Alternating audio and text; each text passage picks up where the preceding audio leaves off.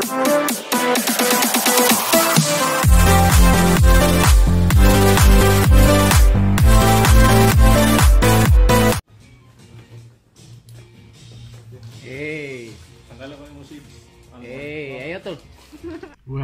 back mga kaibigan. Tuloy na ang laban ni Cuadro Alas sa October na mga kaibigan, which is next month na laban kay Kamida. Actually, nagkaroon na sila ng face off mga kaibigan, at of course niyabangan ni Kamida si Cuadro Alas.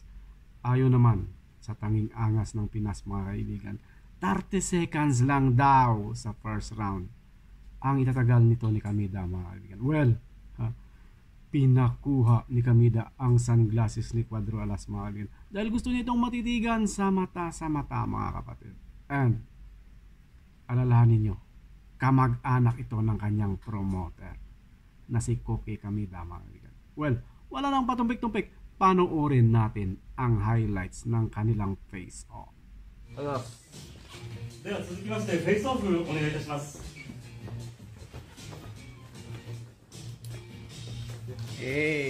Tanggalan ko yung musip. Ayo to. Ayo. Ay toy. Lo. Grabe oh. Hata gamay. Ayaw ha? Kiki. Ayaw ha? Ayaw ha? よろしいでしょうか。ピキ。ありがとうございました。以上をもちましてフォトセッションとさせていただきます。ラウンド1。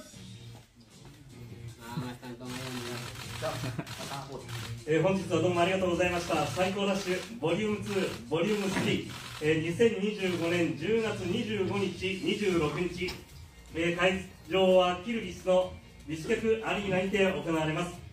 追加カードに関しましては後日の発表とさせていただきたいと思います。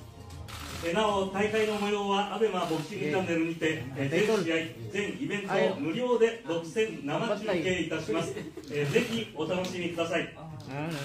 以上をもちまして最高ラッシュボリューム2、ボリューム3発表会見を終了させていただきたいと思います。皆さんどうもありがとうございました。Ba't kaya? Sinyasinyasa sila ako. 皆様ありがとうございました。はい。引退する問題です。今回最高は何試合契約なんですか。Ilang kung kapait ka naman nito at sa Rio 50 sa cycle dash. Kapait. So yun na nga mga kaibigan. Abangan natin ang kanilang sagupaan kung matupad ba ng tanging angas ng Pinas. At ang tanging tatalo kay Naoya Inoue kung matupad niya ang 30 seconds knockout sa first round. Well, abang pa rin kayo.